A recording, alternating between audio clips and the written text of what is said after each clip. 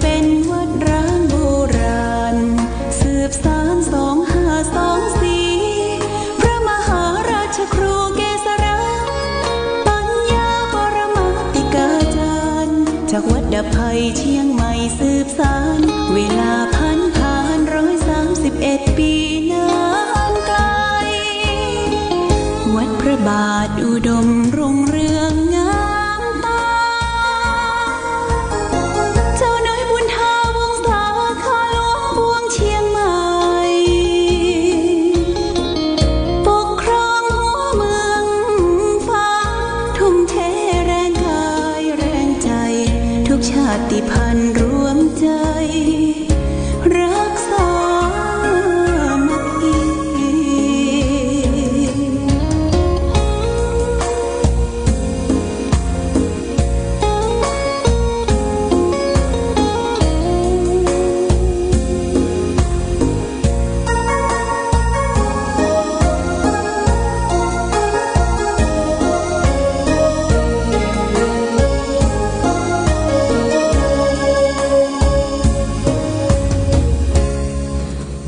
เป็นวัดร้างโบราณ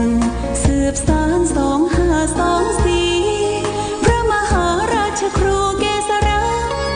ปัญญาปรมาติกาจารย์จากวัดดับภัยเชียงใหม่สืบสานเวลาผ่าน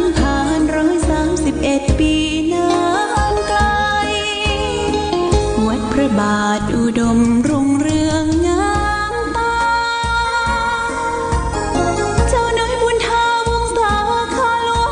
เชียงใหม่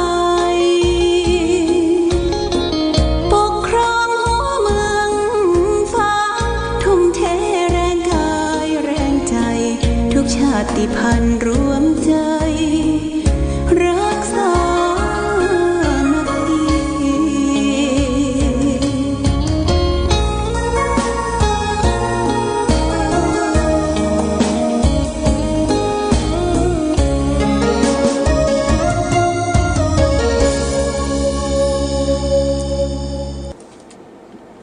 เจริญสุข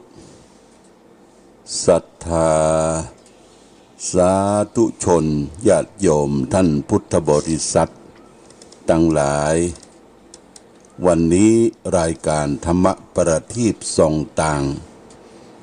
ก็ได้มาพบปะกับพ่อแม่พี่น้อง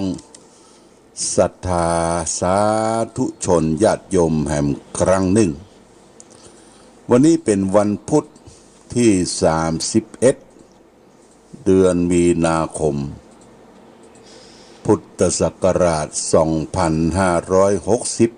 2564ซึ่งตรงกับเดือน7เหนือเดือน5ใต้แรม3ค่ำวันนี้เป็นวันสิ้นเดือนนะญาติโยมเด้อเดือนที่3ของปีพุทธศักราช2564เดือนมีนาก็จะสิ้นไปเดือนเมษายนก็จะเริ่มออกวันพรุ่งนี้เริ่มต้นวันที่1วันพรุ่งนี้วันนี้เป็นวันพุธนะเมืองฝางเฮานี่ก็คือกาดพุธนี่เป็นการรวมขายของสินค้าปืนบ้านปืนเมืองผลหมากรากไม้ลูกไม้หัววันลูกไม้หัวมันของที่ได้มาจากท้องถิ่นแต่ละตำบลแต่ละหมู่บ้านเปิ้นก็ได้เอามาขึ้นมาขายแลกเปลี่ยนสินค้ากันญาติโยมก็มีโอกาสก็ไปเยี่ยมนะไปเยี่ยมไปเยียนไปจับจ่ายใช้สอยไปผ่อนคลายแต่การไปนั่นก็ต้องระมัดระวังอย่างหนึ่งก็คือใจแนบใจตาข่ายปิดปากปิดจมูกญาติโยมเพราะว่าเปิ้นยังบอกให้วางไว้วางใจเรื่องของโรคโควิด-19 นี่เตื้อมันยังบ่มิดดีต้องเฝ้าระวังอยู่นะเฝ้าระวังอยู่ญาติโยมไปกาดไปลีไปที่มั่วซุมกันละลายเนี่ยนะก็ไปพอไปกอยไปเยี่ยมไปเยียนไปซื้อของจับจ่ายไส้ซอยเป็นพักไม้ไส้เครือโอ้หน้านี่พักเปิ้นจะลำนะญาติโยมนะพ พักแกงแคกาพักอัญญังกาเป็นการออกเริ่มต้นนี่นะหน้าแรงเนี่ยจะลำมันบักเก็บน้ำพักเสี่ยวพักปังพักกูดของป่าของเขาเนี่ยบ้านเฮาบ่ล่ำมีลูกเปิ้นจะเก็บมาจากห้วยจากหนองไปเสาะไปผ่อไปกอยแล้วก็ซื้อมาแพ็คใส่ตู้เย็นใส่อย่างไว้หยาดโยมนะอันนี้ก็เป็นวันพุธวันที่31วันพรุ่งนี้ซึ่งเป็นวันที่1เดือนเมษายนวันที่2นี่เป็นวันคล้ายวันพระราชสมภพของสมเด็จพระเทพรัตนราชสุดาเป็นคล้ายวันเกิดของท่านหลายที่เพิ่งก็จะได้ทำกิจกรรมเรื่องของวัฒนธรรมการบวชพระบวชเนนเฉลิมฉลองต่างๆเกี่ยวกับวัฒนธรรมนะสมเด็จพระเทพเปิ้นส่งเสริมให้มีวัฒนธรรมท้องถิ่นหลายที่ญาติโยมวันพรุ่งนี้วันที่2สำหรับการบวชสามเณรภาคฤดูร้อนของวัดพระบาทอุดมเปิกก็จะถวายเป็นพระราชกุศลแด่สมเด็จพระเทพและสมเด็จพระนางเจ้าพระบรมราชินีนาถพระบาทสมเด็จพระเจ้าอยู่หัวและราชินีก็จะจัดการทำในวันที่6ญาติโยมวันที่6เนี่ยเป็นวันบวชสามเณรภาคฤดูร้อนของวัดพระบาทอุดมวันนั้นเป็นวันจักรีตัวเนาะวันชาติวันจักรีญาติโยมเฮามีโอกาสได้มาร่วมบุญร่วมกุศลเป็นวันอมฤตโชคเป็นวันงานเนอะวันอังคารญาติโยมนะวันอังคารวันนั้นดูเหมือนก็จะเป็นวันเสียศพหลวงพ่อทุลุงที่วัดแม่สูนหลวงนะแม่สูนหลวงตัวทางวัดพระบาทอุดมนี่ก็จะมีการบวชสามเณรภาคฤดูร้อนในภาคเจ้า10 โมงบวชแล้วก็จะไปเสียศพนะเสียศพตุลุงที่วัดแม่สูนหลวงอายุแก่ละเพิ่นมาบวชในวัดในวาและตอนบ่าย3 โมงปุ้นวันที่6ก็เช่นเดียวกันก็จะไปบวชสามเณรภาคฤดูร้อนเครือข่ายของวัดพระบาทอุดมเช่นเดียวกันณที่วัดคงคานิมิตรวัดเจ้าคณะตำบลบ้านปิ่นญาติโยมนี่มี 2-3 รายการก่อนอื่นจะเอาเรื่องอื่นมาอู้จ๋าสนทนาก็ต้องขออนุโมทนากับเจ้าภาพเนอะที่ได้มาส่วนหนึ่งนะส่วนหนึ่งรายชื่อที่เป็นเจ้าภาพงานบวชสามเณรภาคฤดูร้อนก็เตือนบอกญาติโยมว่าเขาจะมามอบผ้ามาประเคนผ้านี่ก็9 โมงเนาะ9 โมงเกิงนี่นะของวันที่6เนี่ยญาติโยมวันที่6วันอังคารมาประเคนผ้ามอบผ้าเป็นบาตรที่เขาเป็นเจ้าภาพในวันที่6ก่อนที่จะมีการบวชก็ก่อนเพลนะประมาณ9 โมงปลายเนี่ยนะก็เจ้าภาพมีพ่อหมออินทร์แม่จงดีเชื้อกันทาบ้านสันทรายของน้อย1 รูป 1,000 บาทแม่แสงล่าด้วงจิโนหรือสุดท้าบ้านสันทรายของน้อย1 รูป 1,000 บาทแม่บัวพัดกุลันบ้านต้นซ่านสามัคคี1 รูป 1,000 บาทป้าน้อยบุญปั่นมโนครบ้านเสาหิน1 รูป 1,000 บาทแม่สายรุ้งพิกุลเสาหิน1 รูป 1,000 บาทแม่นิพามุนเทียนบ้านแม่มาวบ้านปิ่น1 รูปบ้านบ้านปิ่น1 รูป 1,000 บาทแม่ชนิพาทาเปงบ้านหัวฝาย1 รูป 1,000 บาทแม่ปราณีทาเปงพร้อมด้วยครอบครัว2 รูป 2,000 บาทคุณนัทกมลแช่กุยบ้านหัวฝาย1 รูป 1,000 บาทแล้วก็มีแม่ขจรอู่ทองคำหัวฝาย1 รูป 1,000 บาทแม่จันสีสุขา บ้านแจงหัวรินต้นหนุน1 รูป 1,000 บาทแม่ครูสุภวรรณปันทะ1 รูป 1,000 บาทพ่อสิงคำศรีทิแม่นิตยาหอมยำเย็นบ้านเสาหิน1 รูป 1,000 บาท แม่ขันแก้วปานหมอกบ้านดองโฮง1 รูป1,000 บาทคุณแม่พันนีชัยยาบ้านแม่มาต้นตุ่ม1 รูป1,000 บาทแล้วก็มีพ่อหลวงสุขแม่หลวงไลการพิมลบ้านห้วยประสาง1 รูป1,000 บาทอันนี้ผ่านมาที่หลวงพ่อได้นำชื่อมาประกาศและรายชื่อแหมนักอยู่ญาติโยมก็ทางเลขาทางรองผู้อำนวยการโรงเรียนวัดพระบาทอุดมก็จะมามอบเพื่อหลวงพ่อก็จะประกาศกันในวันที่1ที่2เนี่ยเนาะที่1ที่2ทยอยประกาศอนุโมทนากันไปต้องขอบคุณอนุโมทนาเด้อญาติโยม1,000 บาทนี่ก็เป็นค่าผ้าไตรค่าบาทค่าจิปาถะเนาะค่าจิปาถะเป็นผ้าขาวเป็นเครื่องอัฐบริขารต่างๆสำหรับจะยกยอสามเณรภาคดูร้อนเข้ามาบวชห้ำเฮียนศึกษาพระธรรมวินัยและก็สามัญศึกษาที่โรงเรียนวัดพระบาทอุดมศึกษาในญาติโยมปีนี้จะมีนักเรียนนักเนอะเกือบจะร้อยรูป100 ตนก็บางตนบางรูปก็จบการศึกษาแล้วก็ไปห้ำเฮียนต่อม.3 ก็เฮียนต่อม.4 ม.5 ม.6 จบม.6 ก็ไปเฮียนปริญญาต่อเนี่ยน่าดีใจญาติโยมนะน่าดีใจที่เขาได้ส่งเสริมพระเนนเข้ามาห้ำเฮียนศึกษาหาวิชาความรู้โดยที่วัดพระบาทอุดมนี่มีโรงเรียนเรียกว่าโรงเรียนพระปริยัติธรรมแผนกสามัญซึ่งคณะผู้บริหารท่านปลัดขจรศักดิ์ผู้อำนวยการโรงเรียน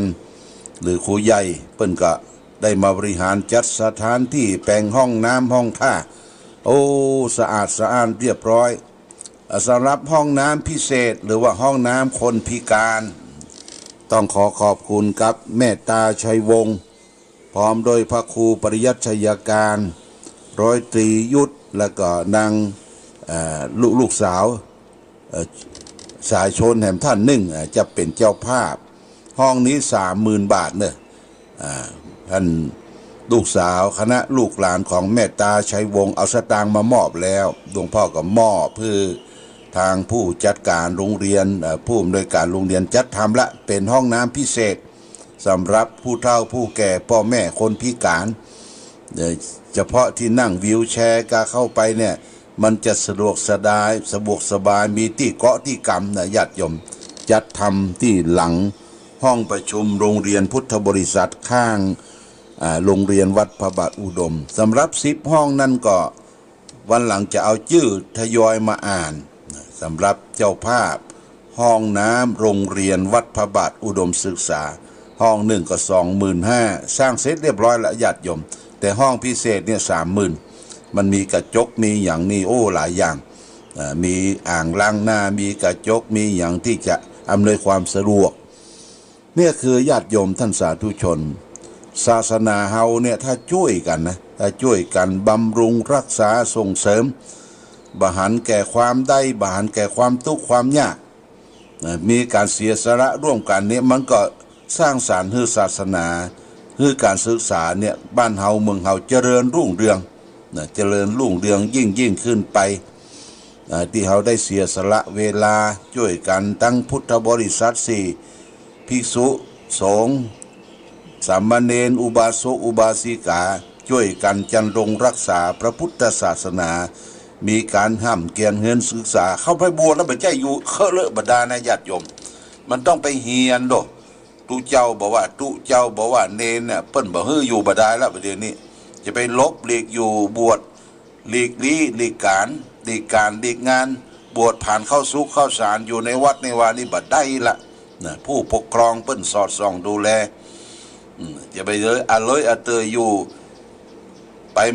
มาอยู่บดานี่บ่ได้ต้องห้ามเฮียนญาติโยมนี่บ่ผิดกฎหมายโดยนักเรียนลูกหลานเฮาได้ไปอยู่วัดอยู่วาก็ต้องไล่ติเพื่อส่งเสริมการศึกษาจะว่านี่ดูลายดูข่าว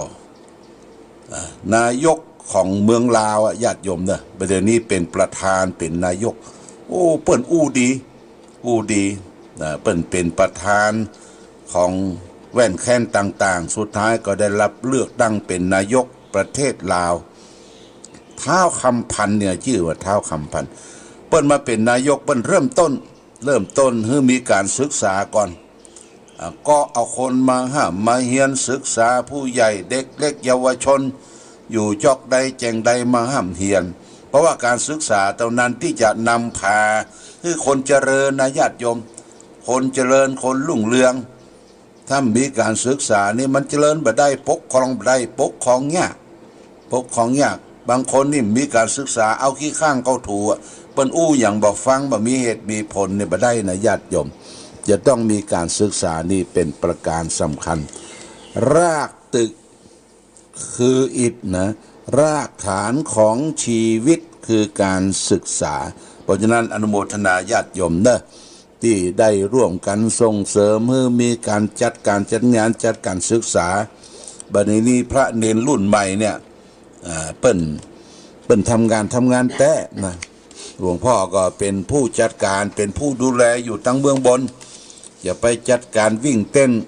จะไปทำนั่นทำนี่ก็เขาอยู่ตั้งบนพอนะอยู่ตรงบนพออย่างติดขัดอย่างใดก็ไปแก้ไขส่วนการทำงานน่ะลูกหลานเฮาพระหนุ่มเด่นน้อยตั้งหลายแอคทีฟคำว่าแอคทีฟเนี่ยตื่นตัวญาติโยมตื่นตัวกระชับกระเสงทำงานได้ตีนได้มือกันงานก็จะสำเร็จเสร็จสิ้นไปโดยความเรียบร้อยดีงามเป็นปึกเป็นแผ่นนะญาติโยมนะเป็นพุกเป็นแผ่นเอาละวันนี้ญาติโยมจะเอาธรรมะมาฝากนี่เป็นข้อคิดนะแก่ศรัทธาญาติโยมธรรมะทางสุขใจวันนี้เอาเรื่องโรคหิวญาติโยมโรคหิวมันเป็นจะใดเปิ้นก็บอกว่าในยุคนี้เป็นยุคที่วิทยาศาสตร์เฟื่องฟูซึ่งเป็นอุปกรณ์บำรุงชีวิตมากมายเหลือเกินนอกจากเครื่องมือเครื่องใจเครื่องกินบริโภคที่มีประจำแล้วยังมีเครื่องบริโภคต่างๆประเภทต่างๆเช่นว่าเครื่องนุ่งห่มนาฬิกาปากการถลาพาหนะวิทยุมือถือตู้เย็นพัดลมเป็นต้นจนถึงเครื่องสำอางแบบแปลกๆใหม่ๆมาฮื้อเฮา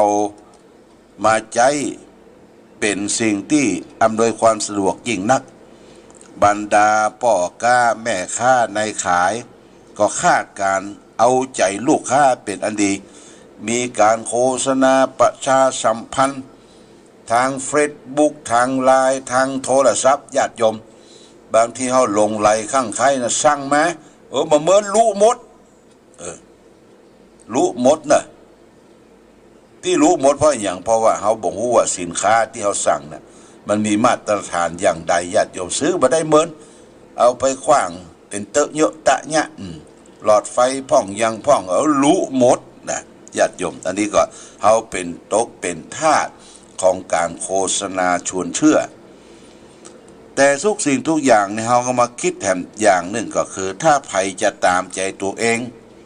โดยเอาเครื่องวัตถุอุปกรณ์ต่างๆมาใจบำรุงบำเรอชีวิตแล้วก็จะต้องตามใจมันเรื่อยไปบ่มีที่จะสิ้นสุดนะญาติโยมได้อย่างเดียว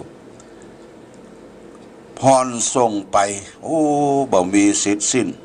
ก็อาจจะได้สิ่งนั้นสิ่งนี้มาแล้วก็อยากได้สิ่งนั้นต่อไปแหมในที่สุดชีวิตเขาก็หมดก็ตกเป็นทาสของการพรส่งสำหรับคนที่มีรายได้น้อยเป็นประจำเดือนประเดี๋ยวสมัยประเดี๋ยวญาติโยมถ้ามันมีรายได้แหมมันลำบากเนี่ยมันมีรายได้เข้ามาจุนเจือน่ะมันมีเงินมีทองเนี่ยมันไปเปิ้งพี่ก็เจ็บต้องไปเปิ้งน้องก็เจ็บใจเขาจะไปเปิ้งไผ่ญาติโยมมันก็ห้อมไผ่ห้อมหนูก็หนูไตห้อมในก็ในเตี้ยวนะเป็นที่เราจะต้องใจน้ำมึกน้ำเงินบางทีเราไปเซ็นแก๊กน้ำมึกบัดตันแห้งญาติโยมเป็นหนี้เป็นสินไปแล้วนะหนี้นอกระบบก็เช่นเดียวกันญาติโยมเป็นกับโคปนาชาซาสัมพันธ์ ไผจะมากู้หนี้เงินด่วนเนี่ยได้หมด มีหลายที่เงินด่วนนะแต่ไปเอาด่วนนะตอนที่เอามาใช้จ่ายใช้สอยดีกับมันบะด่วนญาติโยมนะแต่ยิ่งเอาไปใจผิดระบบผิดหน้าที่ผิดความตั้งใจเช่นว่ากู้มาเอามาซื้อรถยนต์เอามาซื้อรถเครื่องเอามากินเหล้าเมายาลองต้องแต่งปากแหวบึนไปบึนมาโอ้เหมือนหมดละญาติโยมเด้ออันเนี้ยเป็นหนี้เป็นสินบางคนหนีหมวกกันนอกหนีคนนั่นคนนี้เปิ้นหนีนอกระบบเนี่ยรัฐบาลก็ช่วยแก้ไขโอ้เหล่านี้มันสร้างความทุกข์ให้เกิดขึ้นในตนตัวเฮาญาติโยมเป็นรายได้ที่บ่พอกับรายจ่ายเพราะฉะนั้นพ่อค้าแม่ค้าที่สัญญาต่อกันอุตส่าห์มารอมรับบางบางทีก็มา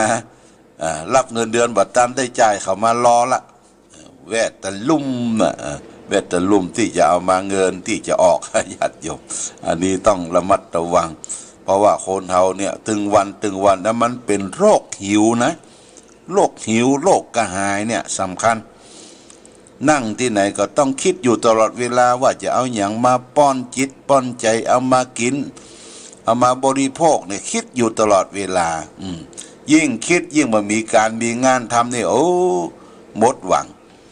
เพราะฉะนั้นพระพุทธเจ้าสอนเราอย่างหนึ่งว่ามีหลักของความสันโดษยินดีในสิ่งที่ตนได้พอใจในสิ่งที่ตนมีจะไม่มีจิตใจโลภโมโหโทโสคิดหน้าคิดหลังคิดถึงความเป็นอยู่คิดถึงความที่รายได้มันพอกับรายจ่ายก่อนเนี่ยญาติโยมต้องคิดเพราะว่าโรคตึงวันมันมีหลายโรคภัยไข้เจ็บทั้งนอกโรคหิวมากเนี่ยปดโตโรคหิวนี่ภัยไว้ใจภัยบ่ได้เนอะยิ่งถ้ามันบะเหือดหายไปเนี่ยใจมันยินดีอยากได้ต้องการอยู่ตลอดเวลาเนี่ยจะได้ใจจะให้มันหายากสิ่งที่มันจะแก้โรคหิวได้ก็คือหลักของความสันโดษนะญาติโยมนะสันโดษนี่จำไว้ให้ดียินดีในสิ่งที่ตนได้พอใจในสิ่งที่ตนมีเขาได้เท่าใดก็พอใจในสิ่งที่ตนที่เขาจะได้ฝึกฝนรักษาไว้มันก็จะกำจัดโรคหิวไปได้ชิคิดฉาปรมาโรคาความหิวเป็นโรคอย่างยิ่งญาติโยมนะความหิวเป็นโรคอย่างยิ่งหิวกายหิวใจหิวทุกสิ่งทุกอย่างเพราะฉะนั้นญาติโยมให้พิจารณาตัวเองตัวเก่าเนอะพิจารณานักใจสติใจปัญญาจะไปให้มันหิวเกินจะไปให้มันความยากลำบากเกิน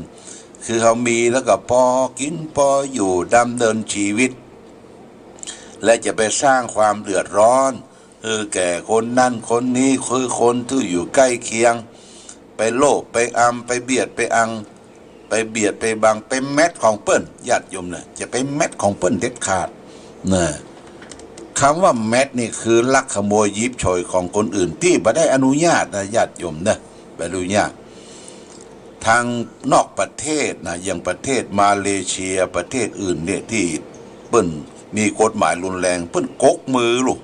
ถ้าไปลักของคนอื่นเนี่ยกกมือเลยนะญาติโยมกกมือกกนิ้วนะคือมันลบมันหลาบนี่เป็นเรื่องที่จะกำจัดโรคหิวโรคความยินดีความอยากได้ความต้องการนะญาติโยมนะฝากเป็นหลักคิดหลักของความสันโดษยินดีในสิ่งที่ตนได้พอใจในสิ่งที่ตนมีธรรมชาติสร้างให้เขามีความเป็นอยู่เนี่ยพอดำรงตนตัวอยู่ได้พี่น้องคนจีนคนพ้นทะเลเปิ้นหนีทุกข์หนียากปฏิวัติวัฒนธรรมมาจากแผ่นดินใหญ่หอบเอาเสื่อผืนอเมริกันอันมาอยู่ที่ต่างๆทุกชอกทุกมุมของโลกอย่างประเทศไทยเนี่ยเปิ้นมาอยู่โอ้เลี้ยวซ้ายเลี้ยวขวาดูแม่น้ำไหลมีต้นไม้ต้นตอกเขียวชอุ่มเปิ้นว่าบัดตายแล้วอะนะบัดตายแล้วอะโอ้ยิ่งดีอกดีใจ บ่ใจเหลียวไปตั้งซ้ายตั้งขวาแห้งแล้งมีเปียวแดดปิววิตวิวิตเป็นทะเลทรายเป็นอย่างบ่ใจอย่างนั้นบ่ใจนะแต่มาเมืองไทยเป็นเมืองที่อุดมสมบูรณ์พูนสุขในน้ำมีปลาในนามีข้าวพื้นดินก็มีทรัพย์สินโดยเฉพาะอย่างยิ่งประเด็นนี้เขาขุดแมงมันเด้อบางคนนี่ขุดแมงมันไปขายซื้อเป็นรถเครื่องวะนะไม่ใช่ของถูกนะแมงมันตั้งบนหัวเขาก็มีมดส้มมดหี่ไปเสาะเดอะญาติโยมคะแนนว่าเขาเคลื่อนไหวเคลื่อนย้ายเมื่อคราวที่แล้วหลวงพ่อไปเมืองป้าวมันเข้าได้หลายเส้นทางไปทางแม่แตงอย่าไปปะหมู่บ้านป่าไม้ห้วยน้ำจางที่นั่นมีตลาดเปิ้นขายของป่าเป็นผักไม้เสือเครือเป็นเห็ดลมเป็นหนอนางหางไม้เปิ้นบอกว่าถ้าฝนตกเมื่อใดเนี่ยญาติโยมนะเปิ้นบอกว่า